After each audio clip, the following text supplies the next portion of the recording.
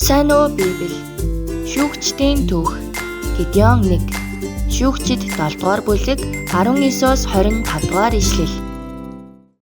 Хэн нэгэн хүн усан үзмийн шахуургын дотор байх чинь тэр юу хийж байгаа юм бол?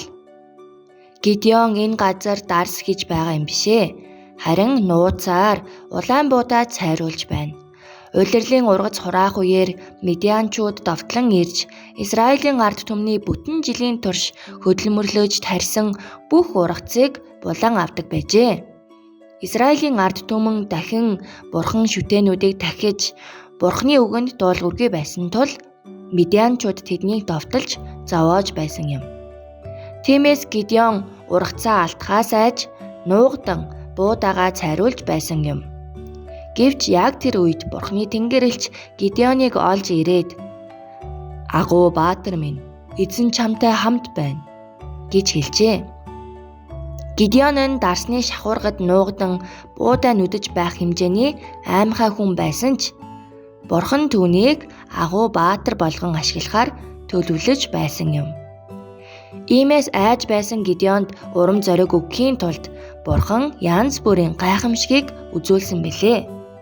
Гидеон зоригжиж Канааны шүтээнүүд болох Баалын дахлын ширээ болон хажууд нь байсан Ашерагийн хөргийг нураасан.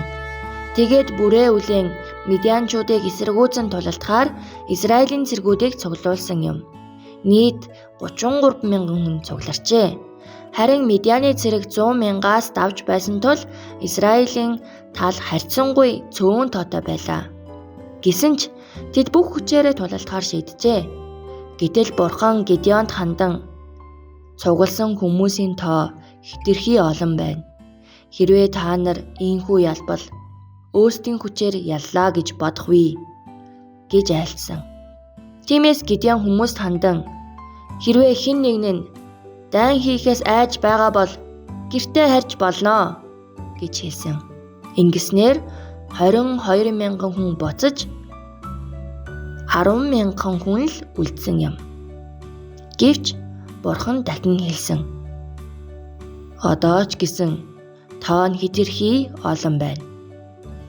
Тэгээд тэр Гидеонд хүмүүсийг уусуух үед хэрхэн ууж байгаагаар нь ялгаж дахин заримыг нь буцаахыг тушаасан юм. Ингэснээр эцэст нь Медианы 100 мянган цэргийн эсрэг Израилийн талд ердөө 300 хүн л үлдсэн юм. Айж байсан Гидеонд бурхан хэлсэн нь "Медианы дайны хуаран руу нууцаар орж үз." Гидеон дайсны хуаранд нэвтрэн ороход нэг Медиан цэрэг найздаа зүйдээ ярьж байлаа. "Хачирхалтай нь нэг 10 талах өнхөрч ирээд манай хуаранг дайрч майхныг унагсан шүү." Тэгэхэд хажууд нь байсан нөхөр нь ингэж хэлэв: "Энэ чинь Гидеон энэ тулаанд ялна гэсэн зүйл биш үү?"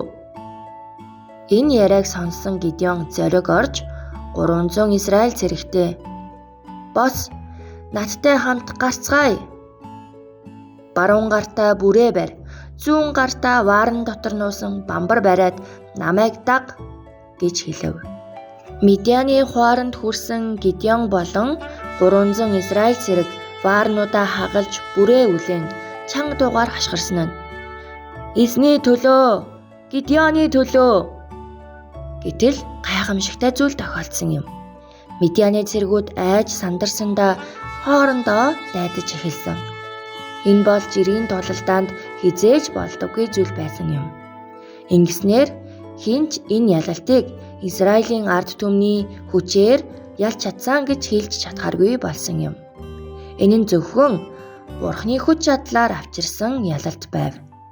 Хүүхдүүдээ, дайн тулалдаанд ялалт авчрах зүйл бол цэргийн тооч биш, хүний хүчж биш, харин зөвхөн бурханы тусламж юм а гэдгийг Гидеон ба 300 дайчны түүх бидэнд сануулж байна.